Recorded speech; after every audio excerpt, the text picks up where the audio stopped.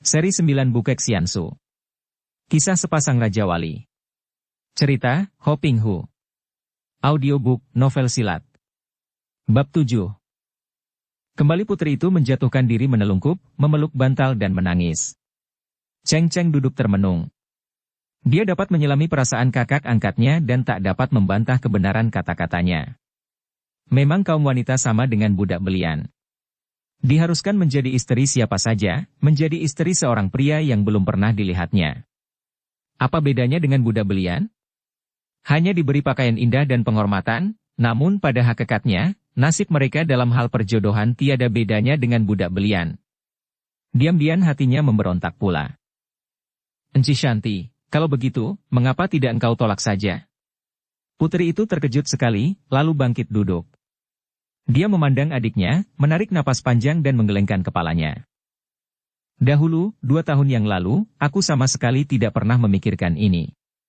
Kuterima saja perintah ayah karena memang biasanya demikian, seorang putri dikawinkan dan aku boleh disebut beruntung menjadi calon istri seorang pangeran putra kaisar yang besar. Akan tetapi, setelah pernikahan diundur 2 tahun, selama ini timbul penasaran di dalam hatiku mengapa aku harus menikah, mengikatkan hidupku selamanya, dengan seorang yang sama sekali belum pernah kulihat. Aku masih menghibur diri dengan anggapan bahwa seorang pangeran putra kaisar tentulah seorang pria yang gagah perkasa, tampan, muda dan pendeknya memenuhi impianku tentang seorang kekasih. Siapa tahu berita itu dia sudah tua dan banyak selirnya, huhuhuk, Cheng Cheng menggaruk-garuk belakang telinganya, bingung. Kalau begitu, bagaimana baiknya, Enci Shanti? Kau tolak saja sekarang, bagaimana? Ah, kau tidak tahu, adikku. Kalau aku menolak, tentu ayah akan memaksaku karena hal itu selain akan mencemarkan nama keluarga kerajaan Butan, juga berbahaya sekali, dapat menyeret negara ke dalam perang. Oh! Cheng Cheng terkejut sekali. Habis, bagaimana baiknya? Kalau begitu, mari kita melarikan diri saja. Malam ini juga, biar aku menemanimu, Enci, mau tidak mau putri itu tersenyum masa mendengar ajakan ini. Ajakan yang ugal-ugalan. Mana mungkin putri raja minggat? Selain percuma karena tentu akan dapat ditangkap, juga amat memalukan. Tidak bisa, adikku, tidak mungkin itu. Habis bagaimana? Apakah kau akan menerima nasib begitu saja? Apa boleh buat? Aku harus menerima nasib, akan tetapi hatiku tentu akan terhibur sekali kalau kau suka menemaniku ke kerajaan Cheng di timur sana. Tentu saja aku mau. Aku malah ingin sekali ke sana. Baik, aku akan menemanimu. Akan tetapi, apakah kakekmu akan memperkenankan? Dia harus menyetujui. Cheng Cheng berkata cemberut. Aku berasal dari timur sana sudah sepatutnya kalau dia mengajakku kembali ke sana. Sekarang ada kesempatan baik. Aku ikut denganmu, Enci Shanti. Demikianlah, keputusan diambil malam itu juga dan pada keesokan harinya, sang putri memberitahukan ayahandanya bahwa Chandra Dewi akan ikut bersamanya ke timur. Raja Butan tak dapat menolak dan kakek Lu Qiong segera diberitahu tentang hal itu. Kakek ini terkejut, akan tetapi dia pun tidak berani menghalangi kehendak sang putri, bahkan diam-diam dia harus mengakui bahwa sudah sepatutnya kalau dia membiarkan cucunya itu kembali ke timur. Akan tetapi karena dia mengkhawatirkan keselamatan cucunya, dia lalu menyatakan hendak ikut mengawal rombongan sang putri. Tentu saja keputusan kakeknya ini menggirangkan hati Cheng Cheng, karena betapapun juga dia merasa kasihan dan tidak tega kalau harus meninggalkan kakeknya yang sudah tua itu sendirian di negara Butan. Persiapan untuk keberangkatan Putri Shanti Dewi dilakukan dan keadaan di istana sibuk sekali. Besok pagi-pagi rombongan yang memboyong putri itu akan berangkat, pasukan istimewa yang khusus sebanyak 500 orang akan mengawal rombongan sampai di perbatasan, di mana pasukan kerajaan Cheng akan menyambut dan mengoper tugas pengawalan. Barang-barang berharga milik sang putri dikumpulkan sampai berpeti-peti banyaknya. Cheng Cheng sendiri memperoleh kesempatan untuk pulang ke rumah kakek, membantu kakeknya yang juga berkemas dan dibantu oleh murid-murid kakeknya. Wajah para murid itu kelihatan murung, karena mereka tahu bahwa sekali ini, gurunya pergi untuk tidak kembali lagi ke Butan karena gurunya sudah amat tua. Sementara itu, tanpa disangka-sangka, di pintu penjagaan benteng, yaitu di pintu gerbang besar, terjadi keributan. Seorang laki-laki berusia 40 tahun lebih, berpakaian sederhana dan berkuncir panjang, bertangan kosong, sedang ribut mulut dengan para penjaga. Dari pakaiannya mudah dikenal bahwa orang ini datang dari timur, seorang bangsa Han. Karena di kota Raja Bhutan sedang ada kesibukan, maka tentu saja para penjaga itu menghadang orang yang tidak dikenal ini sambil menghardik. "Siapakah engkau dan ada keperluan apa hendak memasuki kota raja?" Laki-laki itu mengerutkan alisnya. Begitukah sikap para penjaga kota raja di Bhutan? Seorang penduduk sini pun tidak akan mengalami gangguan, apalagi seorang pendatang dari luar yang dapat disebut seorang tamu. Aku datang sebagai tamu, sebagai utusan dan aku ingin menghadap Sri Baginda. Akan tetapi, kepala penjaga tertawa mengejek. Orang itu pakaiannya biasa, sama sekali bukan pakaian orang berpangkat atau seorang perwira, tentu saja dianggap menggelikan dan membohong ketika mengaku sebagai tamu dan utusan, dan bahkan menimbulkan kecurigaan. Orang begini hendak menghadap raja. Tentu berniat tidak baik, pikir kepala penjaga itu. "Jangan main gila kau," bentaknya. "Kan apa yang terjadi di Pulau Neraka? Kau kira mudah saja menghadap Sri Baginda? Hayo cepat pergi, keluar dari tempat ini atau terpaksa akan kami tangkap sebagai mata-mata musuh." Orang itu memandang tajam dan tersenyum. "Kepala penjaga, jangan membuka mulut besar dan sembarangan. Lebih baik kau laporkan kepada atasanmu, kepada Panglima Jain bahwa ada seorang tamu datang hendak bertemu. Kalau masih belum cukup meyakinkan, katakan bahwa yang datang membawa bunga suci." Ucapan ini, apalagi kalimat terakhir, membuat kepala penjaga menjadi makin marah. Dia melangkah maju dan mendorong dada orang itu sambil berkata, "Engkau masih banyak membantah? Pergilah." Akan tetapi, kepala penjaga itu kaget sekali karena dia seperti mendorong sebuah gunung karang saja. Orang itu sama sekali tidak bergerak, maka dengan marah dia lalu memukul dada laki-laki berbaju hitam itu. "Duh! Bukan tubuh orang itu yang roboh terkena pukulan keras, sebaliknya kepala penjaga itu berteriak dan roboh terpelanting seperti dibanting saja. Kau berani melawan?" Dua orang penjaga menyerang dengan tombak mereka dari depan dan belakang. Namun dengan gerakan gesit sekali, laki-laki berbaju hitam itu mengelak, kedua tangannya bergerak menyambar tombak, tangan kiri menangkap tombak dari depan, tangan kanan menangkap tombak dari belakang dan sekali dia mengangkat, dua orang penjaga itu terangkat ke atas seolah-olah hanya seperti daun saja ringannya. Tentu saja mereka terkejut dan berteriak, akan tetapi tubuh mereka segera melayang ke depan dan jatuh terbanting cukup keras, membuat mereka hanya dapat bangkit duduk dengan kepala pening dan mata berkunang. Para penjaga yang lain datang dan segera menyerang laki-laki yang lihai itu sehingga terjadilah pertandingan keroyokan di depan pintu gerbang. Laki-laki itu menghadapi mereka dengan tenang, hanya menggunakan kaki tangannya untuk menangkis dan merobohkan para pengeroyok tanpa melakukan pembunuhan. Beberapa orang penjaga sudah lari untuk melapor kepada Panglima Jain. "Tahan senjata, mundur semua." Tiba-tiba terdengar suara Panglima Jain yang sudah cepat datang ke tempat itu. Para penjaga mundur dan saling membantu karena mereka sudah menderita cedera tangan. Panglima Jain melangkah maju, berhadapan dengan laki-laki itu. Orang itu segera menjura dan merangkapkan kedua tangannya dengan jari-jari terbuka dan saling jalin di depan dada, dengan ibu jari saling tindih. Melihat bentuk jari-jari tangan di depan dada ini, Panglima Jain mengerutkan alisnya dan berkata, nadanya menegur. "Apakah Peklian kau telah mengalihkan permusuhannya kepada negara Bhutan?" Pertanyaan ini mengandung teguran dan juga tantangan. Tidak sama sekali, harap Tai Chiang Kun suka maafkan. Saya hanya seorang utusan, untuk menyampaikan surat dari Raja Muda Tambolon untuk Sri Baginda di Bhutan." Apalagi sekali ini? Setelah 2 tahun yang lalu kalian mencoba hendak menawan raja kami? Saya sendiri tidak tahu, hanya ditugaskan menyampaikan surat. Harap Tai Chiang Kun suka menghadapkan saya kepada Sri Baginda. Tidak mungkin. Sri Baginda sedang sibuk. Dengan keberangkatan pengantin? Sayang sekali, putri cantik harus dihadiahkan kepada. Tutup mulutmu. Apa hubungannya denganmu? Hayo lekas serahkan surat itu kepadaku, atau kau boleh pergi lagi. Panglima Jain membentak marah. Orang itu tersenyum tenang saja. Begitupun baik. Pokoknya surat ini akan terbaca oleh Sri Baginda di Bhutan. Dia mengeluarkan sebuah sampul panjang dan sekali dia menggerakkan tangannya, surat itu melayang ke arah Panglima Jain. Perwira tinggi besar ini menyambut dan terkejutlah dia ketika merasa betapa tangannya tergetar hebat pada saat menerima surat yang disabitkan itu. Dari ini saja dia sudah tahu bahwa orang ini memiliki sinkang yang amat kuat dan dia bukanlah tandingan orang ini. Hahaha, Tai Chiang-kun, aku mohon diri. Hai, tunggu sebentar, sobat. Tidak kusangka bahwa peklian kau berkeliaran sampai di tempat sejauh ini. Tiba-tiba tampak bayangan berkelebat dan tahu-tahu di situ telah muncul Tan Siong Kai yang telah meloncat ke depan dan menghadang orang berbaju hitam itu.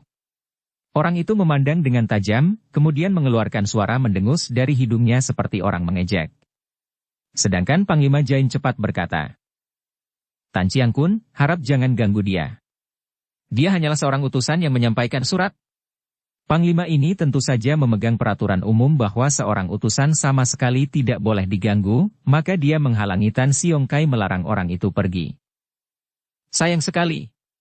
Tan Siong Kai berkata. Laki-laki berjubah hitam itu mendengus lagi dan sekali meloncat, tubuhnya melayang tinggi. Enak saja kau pergi. Tan Siong Kai menggerakkan kakinya dan tubuhnya mencelat ke atas, agaknya hendak menghadang tubuh orang itu yang sedang melayang. Akan tetapi, tiba-tiba orang itu berseru keras dan tubuhnya yang sedang meloncat itu berjungkir balik 3 kali dan dapat meloncat lebih tinggi melampaui kepala Tan Siong Kai. Hebat dan indah sekali gerakan ini, membuktikan kemahiran ginkang yang luar biasa. Bukan main. Jain berkata kepada Tan Siong Kai setelah orang itu pergi jauh. Dia lihai sekali, kuat sinkangnya dan lihat ginkangnya, merupakan lawan yang lihai. Tan Chiang-kun tertawa. Akan tetapi dia pun tidak akan menganggap kita orang lemah. Apa maksudmu, Tan Chiang-kun? Tanya Jain, akan tetapi Tan Siong Kai hanya tersenyum. Tadi ketika tubuh pesuruh Raja Muda Tambolon itu melayang di atasnya, dia menggerakkan kepalanya dan jenggot panjangnya melayang dan menyambar ke atas, merobek celana di selangkangan kaki orang itu. Kalau dia mau, tentu saja bukan celana yang robek, melainkan bagian tubuh yang lebih penting lagi dan yang mematikan. Raja Muda Tambolon ini makin menggila saja, katanya sambil berjalan memasuki pintu gerbang bersama Tan Chiang-kun. Dia telah menghimpun semua kekuatan mereka yang bermaksud memberontak kepada kerajaan Cheng, yaitu orang-orang dari Tibet, Turki dan Mongol. Dia sendiri adalah peranakan Tibet dan Mongol, dan habarnya memiliki ilmu kepandaian yang mujizat. Entah apa maksudnya kali ini, dan anehnya mengapa yang menjadi utusan adalah orang peklian kau. Agaknya perkumpulan agama yang tersesat dan menjadi tukang berontak itu kena pula dibujuk dan menjadi sekutunya, kata Tan Siong Kai dan Jain menganggukkan kepalanya. Memang dugaan ini tidak meleset. Di perbatasan antara wilayah kerajaan Cheng, yaitu di luar Xinjiang, gerombolan ini berkumpul dan makin lama menjadi kekuatan yang cukup besar. Pada waktu itu, baik Tibet, Turki, Mongol dan semua raja muda yang menguasai wilayah-wilayah kecil masing-masing telah ditundukkan dan dihancurkan oleh pemerintah Cheng. Namun, ada beberapa tokoh-tokoh mereka yang belum mau tunduk dan akhirnya mereka ini dapat dihimpun oleh Raja Muda Tambolon untuk bersekutu dan bersama-sama memperkuat diri dalam persiapan mereka menyerang kerajaan Cheng dan merampas wilayah-wilayah mereka kembali. Ketika Raja Butan membaca surat yang dibawa oleh Jain, dia berkerut dan kelihatan gelisah. Akhirnya dia mengundang semua pembantu dan orang kepercayaannya untuk membicarakan hal itu. Bahkan Tan Chiang-kun juga disuruh hadir karena Raja Butan tentu saja mengharapkan bantuan dan perlindungan dari pemerintah Cheng yang akan menjadi besannya. Isi surat dari Tambolon ini membujuk agar Butan tidak melanjutkan hubungan kekeluargaan dengan pemerintah Manchu, dan mereka mengajak kami untuk bersekutu. Kami memanggil kalian bukan untuk minta pendapat mengenai permintaan mereka itu, karena sudah jelas bahwa kami tidak akan menghentikan hubungan kekeluargaan kami dengan kerajaan Cheng dan kami tidak sudi diajak bersekutu oleh kaum pemberontak bekas orang-orang pecundang dan pelarian itu. Akan tetapi perlu kita bicarakan tentang penjagaan dan pembelaan diri yang perlu kita adakan karena mereka tentu tidak akan tinggal diam setelah kami tidak menghiraukan permintaan mereka. Suasana menjadi hening, dan akhirnya terdengar Tan Siong Kai berkata, harap Paduka bertenang hati. Hamba mengerti bahwa pemboyongan Putri Paduka pasti akan mengalami gangguan dan halangan di jalan, mungkin akan dihadang oleh mereka, akan tetapi hamba dan para pengawal akan melindungi sang putri dengan taruhan nyawa hamba sekalian. Kami mengerti, Tan Chiang-kun. Hanya, Perlu diadakan perubahan, karena bukan hanya rombongan itu yang mungkin akan diganggu, akan tetapi juga Bhutan mungkin akan diserang. Karena itu, kami rasa tidak baik kalau Panglima Jain sendiri yang mengawal. Dia perlu untuk memperkuat pertahanan di sini. Namun, pengawalan harus diperkuat. Inilah yang membingungkan hati kami. Harap Paduka tidak gelisah, akhirnya Panglima Jain berkata. Sudah dipersiapkan pasukan istimewa, 500 orang banyaknya dan hamba tidak perlu ikut karena sudah ada Suhu Lukiong yang memperkuat pengawalan. Apalagi ada Tan Chiang Kun dan para pengawal dari rombongan pemboyongan. Kiranya rombongan itu sudah terkawal cukup kuat, dan kalau mereka itu berani menyerang ke sini, kita pun sudah siap untuk memukul hancur mereka. Para pemberontak itu tidak memiliki pasukan besar, kabarnya paling banyak 2.000 saja. Terlalu banyak pasukan merupakan bunuh diri bagi mereka karena tentu tidak akan kuat memberi ransum. Biarkan mereka datang, hamba bersumpah akan membasmi mereka sampai habis. Kata-kata penuh semangat dari Panglima Jain ini melegakan hati Sri Baginda, dan mereka lalu merundingkan tentang keberangkatan sang putri, dan penjagaan-penjagaan yang perlu diadakan. Sementara itu, Cheng Cheng yang sudah mendengar tentang kedatangan utusan pemberontak, berkata kepada Shanti Dewi.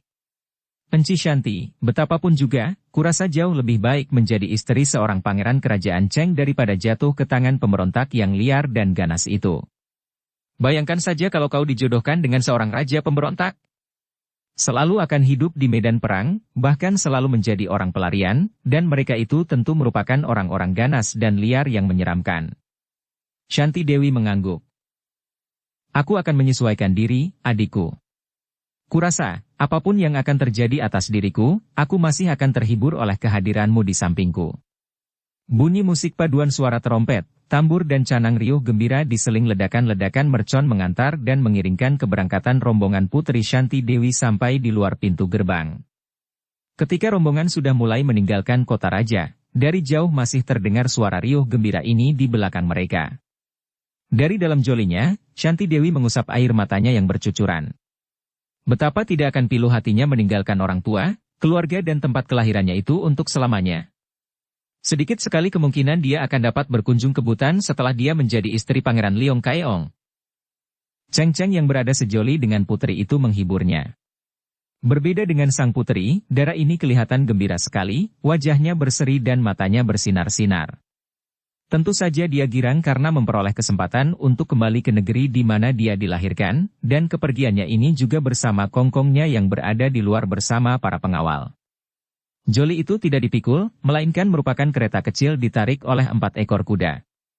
Beberapa orang pelayan wanita pribadi naik sebuah kereta kedua, kemudian di sebelah belakang masih ada pula sebuah kereta besar penuh dengan peti-peti bawaan sang putri. Para pengawal mengapit 3 buah kereta itu di depan, belakang, kanan dan kiri sehingga sang putri terkurung rapat dan aman. Pasukan itu megah dan gagah, dikepalai oleh Panglima Wakil Jain dan ditemani oleh kakek Lu Kiong yang gagah perkasa, diiringkan pula oleh Tan Siong Kai dan teman-temannya. Mereka semua berkuda, dan di sepanjang perjalanan, rombongan ini menjadi tontonan yang mengagumkan dan mengherankan para penduduk dusun. Dan untuk menenteramkan hati sang putri, atas perintah Panglima Komandan Pasukan, di sepanjang jalan para prajurit itu bersama-sama menyanyikan lagu-lagu ketentaraan yang terdengar megah dan gagah. Memang megah sekali menyaksikan rombongan ini.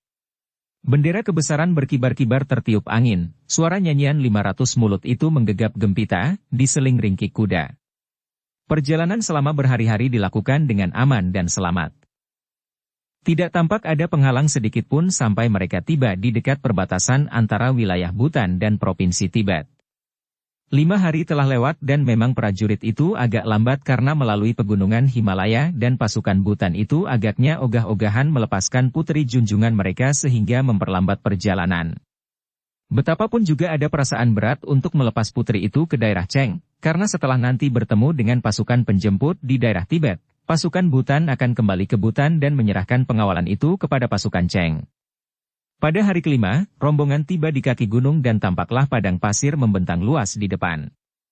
Diduga bahwa pasukan penjemput sudah berada dekat, di balik gunung pasir di depan. Karena itu, rombongan berhenti di hutan terakhir sebab lebih baik menanti datangnya pasukan penjemput di daerah yang masih sejuk ini, Karena perjalanan selanjutnya akan melalui daerah pegunungan yang sukar dan berbatu-batu sampai lembah Sungai Brahmaputra di sebelah utara perbatasan Bhutan. Pasukan dihentikan dan semua turun dari kuda masing-masing.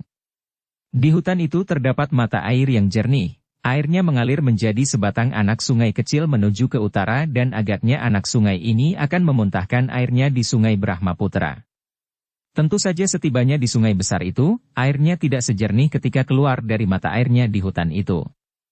Mendengar dendang anak sungai itu, sang putri Shanti Dewi turun dari jolinya dan ingin sekali membasuh mukanya dengan air yang jernih.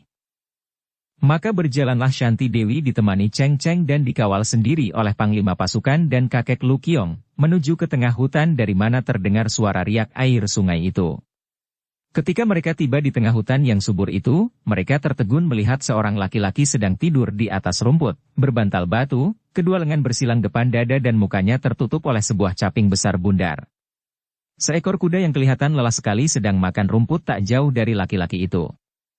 Panglima pasukan dan kakek Lu Kiong yang memang di sepanjang perjalanan menduga akan datangnya penyerbuan pihak musuh, tentu saja menjadi curiga ketika melihat laki-laki itu. Akan tetapi karena merasa terlalu tinggi untuk menegur, panglima itu memanggil 5 orang prajurit yang sedang duduk tak jauh dari situ dengan lambaian tangannya. Usir dia pergi. Sang putri berkenan hendak mandi di mata air ini, katanya. 5 orang prajurit itu dengan sikap gagah dan galak, langkah lebar menghampiri orang yang sedang tidur. Hei! Bangun! Sang putri hendak mempergunakan tempat ini, kau pergi dan pindahlah tidur di lain tempat, bentak seorang di antara para prajurit itu. Akan tetapi orang itu tetap tidur, sama sekali tidak bergerak. Hai! Tulikah engkau, bentak prajurit kedua. Apakah kau sudah mati barangkali, bentak prajurit ketiga. Tak mungkin mati, lihat lututnya bergerak-gerak. Memang, orang yang tertidur itu lutut kanannya terangkat dan kini bergerak, akan tetapi terhenti lagi karena dibicarakan orang. Hai, petani! Lekas bangun dan pergi. Apakah kau ingin diseret? Bentak pula seorang prajurit. Tetap saja orang itu tidak mau bergerak. Melihat ini seorang prajurit yang berkumis tebal dan memegang sebelah kaki orang itu, lalu menarik sekuat tenaga. Akan tetapi, betapa herannya semua orang melihat bahwa si kuat ini sama sekali tidak mampu membuat orang itu bergerak, bahkan menggerakkan kaki itu pun tidak mampu. Seolah-olah bukan orang yang ditarik-tariknya, melainkan patung batu yang luar biasa beratnya. Teman-temannya menjadi heran, dan juga penasaran, lalu maju bersama dan 5 orang itu membetot-betot tubuh orang yang tidur itu. Terdengar mereka mengeluarkan suara ah-uh ketika mengerahkan tenaga. Namun tetap saja orang yang dikeroyok 5 ini tidak dapat digerakkan sedikit pun juga. Apakah engkau minta dipukul?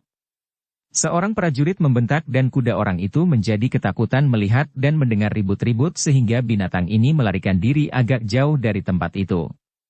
Karena orang itu tetap tidur dengan muka ditutup caping, 5 orang prajurit itu menjadi hilang sabar, malu dan penasaran. Mereka berlima tidak mampu menggerakkan orang yang tidur ini, dan jelas bahwa orang itu tidak tidur, maka mereka merasa dianggap ringan dan hina. Kini mereka berlima turun tangan menyerang dengan pukulan kalang kabut. Plak-plak-plak duk-duk. Aneh bukan main. Tanpa menurunkan topi yang menutupi seluruh mukanya, orang itu dapat menggerakkan kaki tangannya menangkisi semua pukulan. Bukan saja pukulan-pukulan itu tertangkis, bahkan 5 orang prajurit itu akhirnya mundur sambil meringis, memegangi lengan mereka yang menjadi bengkak-bengkak terkena tangkisan orang yang masih tertutup mukanya oleh caping itu. Panglima sudah memegang gagang pedangnya, akan tetapi dia didahului oleh Cheng Cheng yang sekali melompat telah berada di dekat orang itu sambil berkata, suaranya lantang penuh teguran. Kalau kau seorang gagah, tentu kau tahu bahwa tempat ini bukan milikmu seorang, dan tentu kau mempunyai kesopanan untuk menyingkir karena ada wanita hendak mandi di sini. Adik Chandra, jangan! Tiba-tiba sang putri berseru dan sudah lari mendatangi dan berkata dengan halus kepada orang yang mukanya masih ditutupi topi itu. Harap kau suka pergi dari sini dan setelah kami selesai mempergunakan mata air ini, tentu saja kau boleh menempatinya lagi.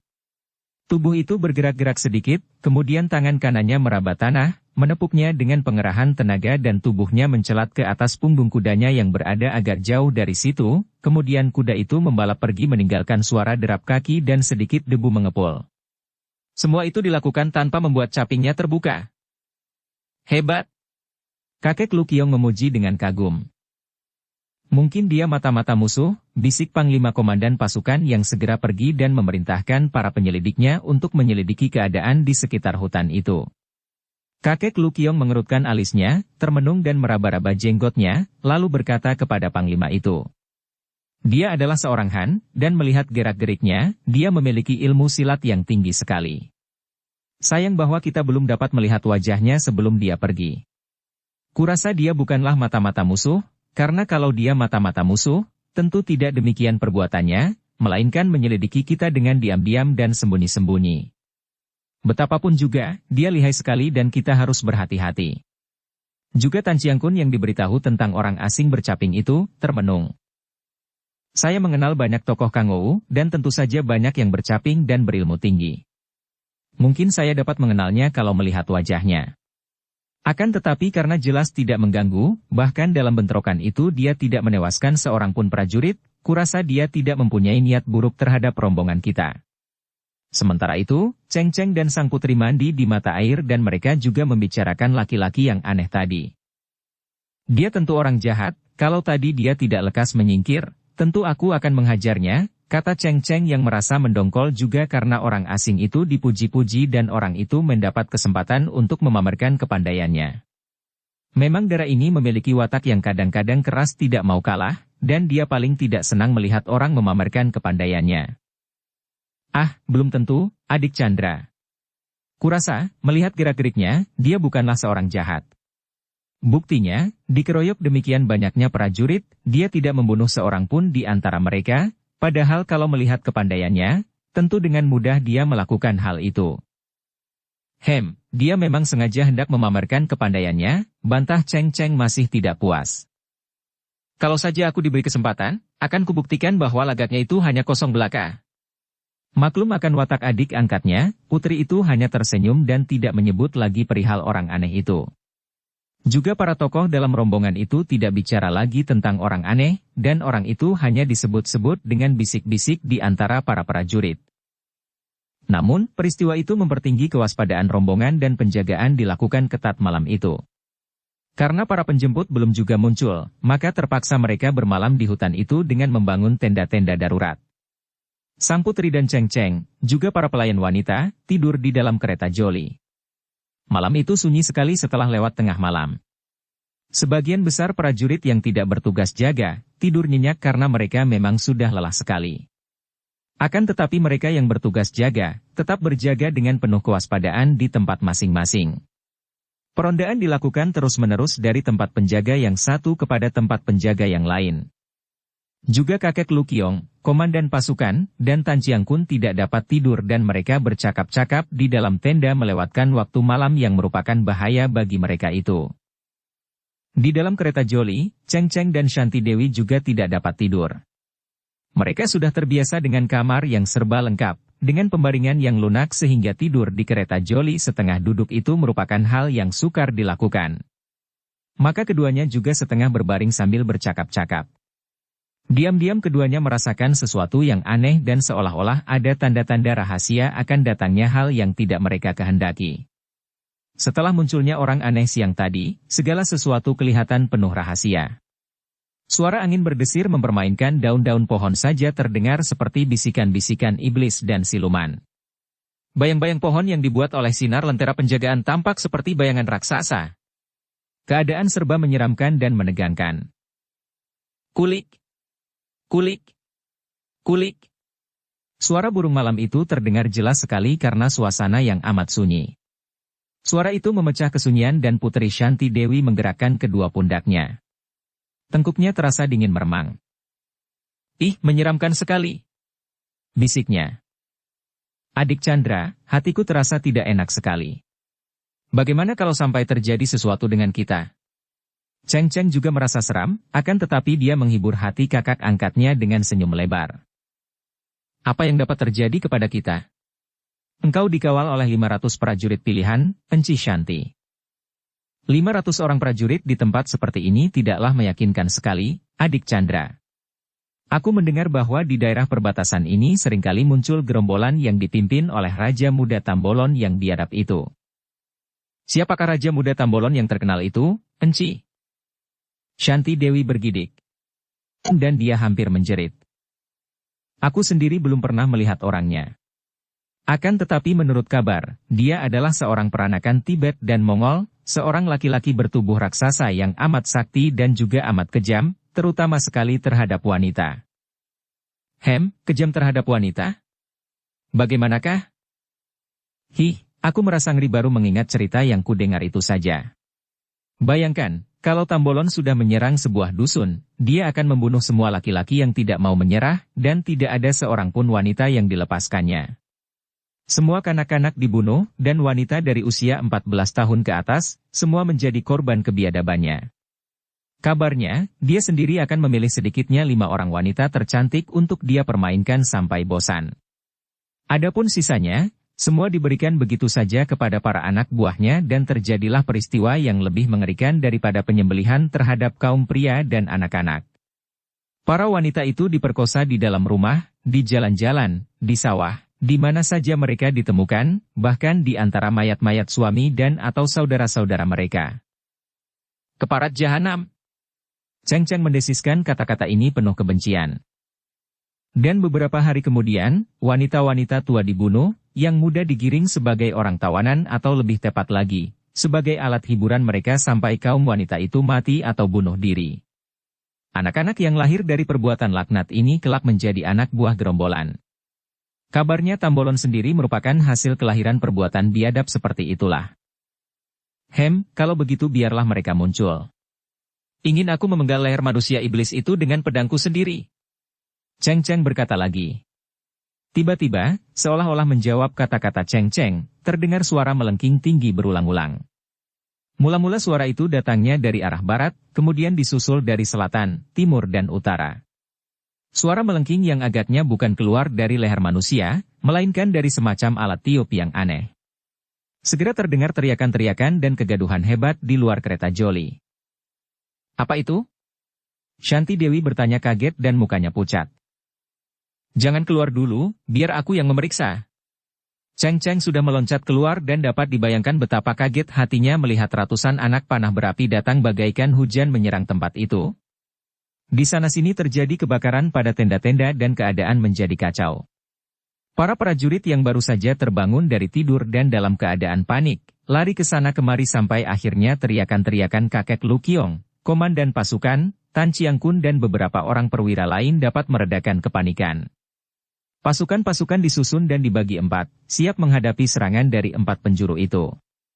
Tak lama kemudian, muncullah pihak musuh yang menyerang dari 4 penjuru, dan terjadi pertempuran yang amat hebat. Perang yang terjadi di dalam gelap itu amat kejam dan dahsyat, namun sungguh tidak menguntungkan pihak pasukan Butan. Mereka sebagian besar baru saja bangun tidur, masih nanar dan agaknya pihak penyerang lebih tangkas dan lebih biasa dengan pertempuran di dalam hutan yang gelap. Selain itu, segera didapatkan kenyataan yang mengejutkan bahwa jumlah musuh luar biasa banyaknya, jauh lebih banyak daripada jumlah pasukan Butan yang 500 orang itu, juga, di pihak musuh banyak terdapat orang-orang pandai dari bermacam suku bangsa. Ada pendeta lama dari Tibet, ada orang Turki yang bersorban, orang Mongol dan juga orang Han. Perang tanding mati-matian itu terjadi sampai hampir pagi. Cheng Cheng yang siap dengan pedang di tangan melindungi Shanti Dewi yang juga memegang pedang. Ada beberapa orang musuh dapat menyelundup masuk dan Cheng Cheng sudah merobohkan 4 orang musuh, sedangkan Shanti Dewi sendiri yang selama hidupnya belum pernah bertempur, apalagi membunuh orang, terpaksa membunuh seorang laki-laki tinggi besar yang hendak menangkapnya. Kini dengan muka pucat dan tubuh menggigil putri itu memandang korbannya.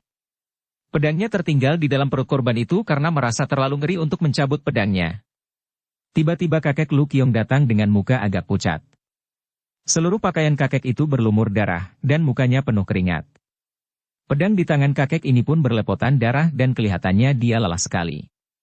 Seperti juga para prajurit dan para pimpinan, kakek ini telah ikut berperang dan mengamuk seperti seekor harimau. Cheng Cheng, cepat persiapkan diri dan Tuan Putri. Kita harus melarikan diri, pihak musuh terlalu kuat. Apa? Melarikan diri?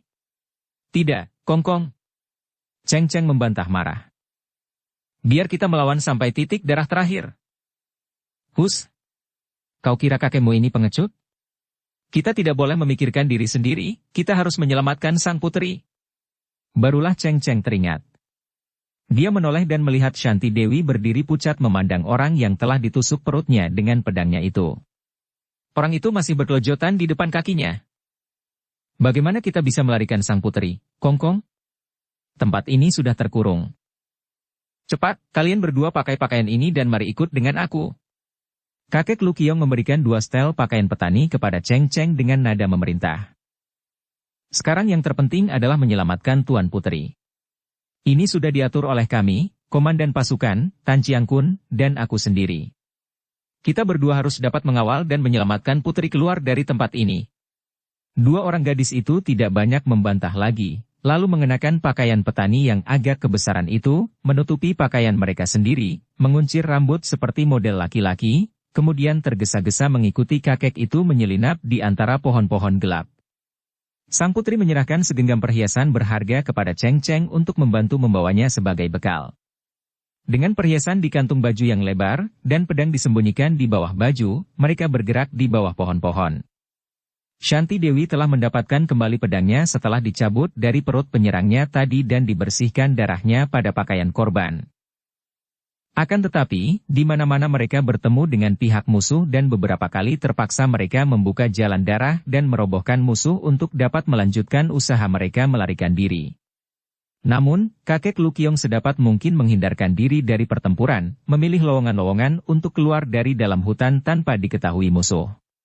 Akhirnya, setelah matahari pagi tersembul di antara daun-daun pohon, mereka bertiga telah berhasil lolos dan keluar dari dalam hutan di mana masih berlangsung perang yang amat hebat itu. Suara pertempuran masih terdengar jauh di luar hutan. Baru saja hati ketiga orang pelarian itu merasa lega karena dapat lolos, dan memasuki sebuah hutan kecil di antara gurun pasir yang hanya kadang-kadang saja menyelingi gundukan perbukitan, tiba-tiba terdengar bentakan keras dan 5 orang sudah berdiri di depan mereka dengan golok terhunus di tangan. Hahaha, sudah kuduga tentu akan ada yang menyelinap ke sini. Kakek tua, apakah kalian ini anggota rombongan putri? Kalian berdua ini begini tampan, persis perempuan. Hei, bukankah kalian perempuan? Seorang di antara mereka yang bertubuh tinggi besar bermuka hitam bermata lebar menunjuk dengan goloknya ke arah muka Cheng Cheng dan Shanti Dewi. Dia Putri Butan. Tidak salah lagi. Aku pernah melihatnya, dia Putri Butan, tiba-tiba terdengar teriak seorang tinggi kurus bermuka kuning. Mendengar ini, 5 orang itu cepat maju mengurung. Hahaha, benarkah itu, kawan? Kalau begitu, kita telah berhasil menjebak kakap dalam jaring kita. Hahaha, Raja Muda tentu akan memberikan hadiah banyak sekali kepada kita. Tangkap dia, teriak si muka hitam yang agaknya menjadi pemimpin gerombolan 5 orang kasar ini. Si muka hitam dan si muka kuning sudah menggunakan golok mereka untuk menerjang kakek Lu Qiong, sedangkan 3 orang teman mereka menubruk Cheng Cheng dan Shanti Dewi. Plak-plak, des. 3 orang itu tersungkur karena Cheng Cheng sudah memukul dan menendang 2 orang, sedangkan Shanti Dewi sendiri merobohkan seorang dengan sebuah tendangan kilat. Trang! Cring! Kakek Lu Qiong berhasil menangkis 2 batang golok lawan, biarpun dia terkejut sekali karena ketika dia menangkis, dia merasa betapa 2 kali pedangnya tergetar hebat, tanda bahwa si muka hitam dan si muka kuning itu memiliki tenaga sinkang yang kuat sekali. Melihat 3 orang temannya tersungkur dan meloncat kembali, si muka hitam tertawa. Hahaha, kiranya memiliki kepandaian juga si putri dan pelayannya. Mulut busuk. Aku bukan pelayan, bentak Cheng Cheng marah sekali dan dia sudah menghunus pedangnya, demikian pula Shanti Dewi. Hahaha, tangkap mereka, jangan sampai mereka terluka. Sang putri boleh untuk Raja Muda, akan tetapi si cantik liar itu untukku saja, hahaha. Keparat. Lu Qiong sudah menggerakkan pedangnya menyerang dan dapat ditangkis oleh si muka hitam. Segera terjadi pertandingan yang seru sekali antara kakek Lu Qiong dikeroyok 2 orang yang ternyata memiliki ilmu silat yang tangguh juga. 3 orang anak buah mereka itu sudah mencabut golok dan kini menyerang Cheng Cheng dan Shanti Dewi. Akan tetapi karena mereka tidak berani melukai, sedangkan 2 orang darah itu melawan mati-matian, tentu saja 3 orang itu menjadi kewalahan, betapapun lihai ilmu silat mereka. Cheng Cheng mulai mendesak dengan pedangnya dan 30 jurus kemudian, dia sudah merobohkan seorang pengeroyok dengan bacokan pedangnya yang hampir memisahkan kepala dari tubuh lawan itu. Terdengar teriakan keras dan Cheng Cheng melihat kakeknya juga sudah berhasil merobohkan si muka kuning yang terbabat hampir putus pinggangnya, akan tetapi betapa kagetnya ketika dia melihat bahwa kakeknya juga terluka parah pada pundak kirinya sehingga bajunya penuh darah. Kong kong! Teriaknya sambil menangkis 2 batang golok yang menyerangnya. Cheng Cheng, jaga sang putri, kakek itu berteriak. Wut sing! Golok itu menjadi sinar terang meluncur cepat sekali dari atas membacok ke arah kepala kakek Lu Qiong. Si muka hitam ternyata marah sekali melihat saudaranya tewas dan kini dia mengerahkan tenaga untuk membalas dendam. Tring aug. Tubuh kakek Lu Qiong tersungkur dan dia bergulingan. Ketika menangkis tadi, rasa nyeri menusuk pundak kirinya yang terluka sehingga dia kehilangan tenaga dan hanya dengan jalan menjatuhkan diri saja dia terbebas dari bacokan golok. Si muka hitam mengejar dan menghujankan bacokan, namun kakek itu dengan sigapnya bergulingan sambil mengangkat pedang beberapa kali menangkis, kemudian dengan teriakan keras dia sudah meloncat bangun dan segera terjadi pertandingan mati-matian antara kedua orang itu. Kakekmu terluka, bantulah dia, adik Chandra. Shanti Dewi berkata sambil membacokkan pedangnya ke arah lawan yang dapat ditangkis oleh lawan itu. Tidak, kita bereskan dulu 2 ekor anjing ini. Cheng Cheng berseru karena dia mengerti bahwa putri itu bukanlah lawan kedua orang yang cukup lihai ini, maka dia cepat memutar pedangnya. Kemarahan melihat kakeknya terluka menambah semangat darah ini dan dengan putaran pedang seperti kitiran cepatnya, akhirnya dia berhasil menendang roboh seorang lawan. Tendangan dengan ujung sepatu yang tepat mengenai sambungan lutut sehingga orang itu berlutut tanpa mampu berdiri kembali. Singgi! Pedang di tangan Shanti Dewi menyambar. Trang! Orang yang sudah berlutut itu berusaha menangkis, namun karena kedudukannya yang tidak baik, tangkisannya membuat goloknya terpental dan terlempar. Wut! Krot! Pedang Cheng Cheng sudah menyambar dan merobek tenggorokannya. Orang itu mengeluarkan suara seperti babi disembelih dan roboh terjengkang, darah muncrat-muncrat dari lehernya yang dicobanya ditutupinya dengan telapak tangan. Melihat ini, Shanti Dewi meloncat mundur dan membuang muka dengan penuh kengerian. Hampir dia muntah-muntah menyaksikan pemandangan yang mengerikan hatinya ini. Cheng Cheng mengamuk dan menekan lawan yang tinggal seorang lagi itu. Orang itu kini menjadi panik karena kedua orang kawannya telah tewas. Setelah menangkis 3 kali dan selalu tangannya tergetar sehingga goloknya hampir terlepas, dia berteriak, meloncat ke belakang hendak lari. Robohlah! Teriak Cheng Cheng. Dengan gerakan indah dia melontarkan pedangnya ke depan.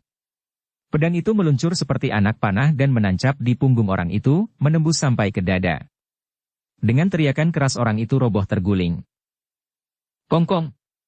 Cheng Cheng menjerit ketika melihat kakeknya terhuyung lalu kakek itu roboh di atas mayat si muka hitam yang baru saja dirobohkan dan ditewaskan.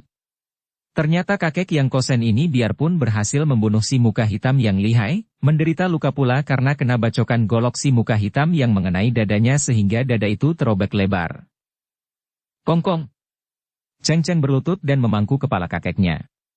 Wajahnya pucat dan matanya terbelalak penuh kegelisahan menyaksikan keadaan kakeknya yang terluka hebat dan seluruh pakaiannya berlepotan darah itu. Kakek Lu Qiong membuka matanya, memandang kepada Cheng Cheng lalu kepada Shanti Dewi yang juga sudah datang berlutut di dekat Cheng Cheng. Cheng Cheng, kau selamatkan putri, sekarang juga, pergilah kau ke kota raja, jumpai di sana putri Milana. Dia sahabat mendiang ibumu, lindungi putri dengan nyawamu sebagai keturunan seorang bekas pengawal setia. Kakek itu menghentikan kata-katanya karena napasnya telah terhenti. Kong kong!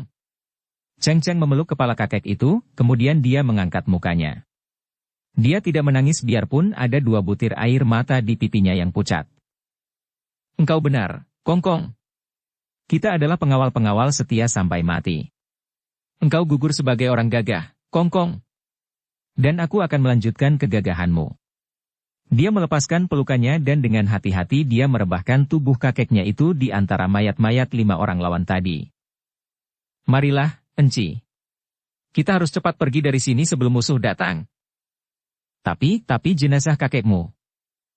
Tidak apa. Kongkong akan tahu bahwa kita tidak sempat menguburnya. Biarlah semua orang melihat bahwa Kongkong tewas di antara musuh-musuhnya dalam tugas sebagai seorang pengawal perkasa. Marilah. Cheng Cheng menahan tangisnya karena sesungguhnya hatinya perih sekali harus meninggalkan mayat kakeknya seperti itu. Namun dia tahu bahwa kalau dia terlambat, musuh akan datang dan dia akan sukar sekali menyelamatkan sang putri. Putri Shanti Dewi menahan isak, mengeluarkan sehelai kalung dan sambil berlutut mengalungkan benda itu di leher kakek Lukiong. Ini adalah kalungku sendiri, biarlah sebagai tanda terima kasihku. Dia terisak dan lengannya disambar oleh Cheng Cheng lalu diajaknya putri itu melarikan diri. Hampir saja Cheng Cheng tadi menangis melihat sikap putri itu, dan dengan mengeraskan hati dia setengah menyeret kakak angkatnya karena kalau dia menurutkan hati dan ikut menangisi jenazah kakeknya, keadaan mereka bisa berbahaya sekali. Demikianlah, dengan menyamar sebagai dua orang petani yang melarikan diri karena terjadi perang, Cheng Cheng dan Shanti Dewi melewati gurun pasir, pegunungan dan hutan-hutan lebat menuju ke timur. Tentu saja perjalanan itu sukar bukan main bagi mereka berdua, seperti dua ekor ikan kecil yang dilepas di tengah lautan. Mereka tidak mengenal jalan. Satu-satunya yang mereka ketahui hanyalah bahwa kota raja kerajaan Cheng berada jauh sekali di timur. Mereka membawa bekal banyak perhiasan berharga. Namun apa artinya semua itu kalau mereka selama belasan hari tidak pernah bertemu dengan orang lain? Mereka terpaksa harus makan binatang buruan dan daun-daun, minum dari air sungai dan mereka selalu dalam keadaan waspada dan gelisah karena mereka maklum bahwa sebelum tiba di kota raja, mereka selalu akan terancam bahaya karena pihak musuh, yaitu orang-orang bawahan Raja Muda Tambolon tentu melakukan pengejaran. Liko, mari kita turun dari sini. Lihat itu sepasang Raja Wali kita beterbangan di atas permukaan laut, agaknya tentu ada sesuatu terjadi. Mungkin ada ikan besar terdampar ke pulau seperti dahulu, kata Kian Bu sambil menudingkan telunjuknya ke bawah puncak di mana tampak sepasang Raja Wali itu terbang rendah di permukaan laut. Ah, Bute, sekarang bukan waktunya bermain-main. Ingat, hari ini kita harus melatih Sinkang untuk menghimpun Huyang Sinkang, tenaga sakti inti api, yang amat sukar. Memang sukar, Liko. Tidak semudah ketika kita melatih Swat Im Sinkang. Tentu saja, untuk menghimpun Swat Im Sinkang, tenaga sakti inti salju, kita dibantu oleh hawa dingin dan salju, sedangkan Huyang Sinkang adalah sebaliknya, menyalurkan Sinkang menjadi berhawa panas. Karena sukarnya, maka kita harus giat berlatih, jangan terlalu banyak main-main. Marilah kita berlatih lagi, kurasa di gua itu sudah cukup panas, apinya sudah sejak pagi tadi menyala. Kian Bu menghela napas kecewa, akan tetapi tidak berani membantah kakaknya dan mereka memasuki sebuah gua di puncak itu. Kalau orang lain yang belum terlatih, baru memasuki gua itu saja tentu tidak akan kuat bertahan. Di situ dinyalakan api arang yang amat besar sehingga hawa menjadi panas luar biasa, baru masuk saja terasa kulit seperti dibakar. Namun kedua orang pemuda yang sudah terlatih itu seolah-olah mereka tidak merasakan hal ini. Mereka berjalan masuk dan duduk bersila, mulai berlatih Huyang Sinkang. Kedua orang muda putra majikan Pulau Es ini memang selalu tekun berlatih silat semenjak mereka dahulu tersesat ke Pulau Neraka dan terancam bahaya maut. Biarpun mereka dapat terhindar dari malapetaka, bahkan pulang ke Pulau Es membawa sepasang Raja Wali, namun keduanya maklum bahwa ilmu kepandaian mereka masih belum mencukupi sehingga sekali saja keluar merantau hampir celaka, maka di bawah gemblengan dan bimbingan yang amat keras dari ayah mereka, keduanya berlatih setiap hari sehingga memperoleh kemajuan yang pesat sekali. Akan tetapi belum lama mereka melakukan siulian, samadhi, untuk berlatih Sinkang, tiba-tiba telinga Kian Bu menangkap suara Raja Wali yang melengking panjang. Dia membuka mata memandang keluar guha. Tentu saja dari dalam guha itu dia tidak melihat sepasang Raja Wali, akan tetapi kembali telinganya menangkap suara lengking panjang dari sepasang Raja Wali itu. Liko. Kian Li membuka matanya memandang dengan cemberut. Bute, mengapa kau belum juga berlatih? Apa kau ingin mendapat marah dari ayah? Liko dengarkan. Sepasang Raja Wali kita marah-marah, tentu ada sesuatu. Terpaksa Kian Li mencurahkan perhatiannya pada pendengarannya dan tak lama kemudian dia mendengar lengking panjang dari sepasang Raja Wali mereka. Tak salah lagi, memang sepasang Raja Wali itu sedang marah-marah. Hal ini amat mengherankan karena kalau tidak terjadi sesuatu di Pulau Es, mengapa sepasang Raja Wali itu marah-marah? Mereka marah sekali. Entah apa yang sedang terjadi, kata pemuda yang bersikap tenang ini. Mendengar suara mereka, kalau tidak melihat dulu, mana bisa aku menyatukan tenaga untuk berlatih? Aku mau melihatnya dulu, Liko. Berkata demikian, Qian Bu sudah menggerakkan kakinya dan tahu-tahu tubuhnya sudah melesat keluar dari guha itu. Gerakannya memang hebat sekali karena pemuda ini sudah memperoleh kemajuan yang amat pesat.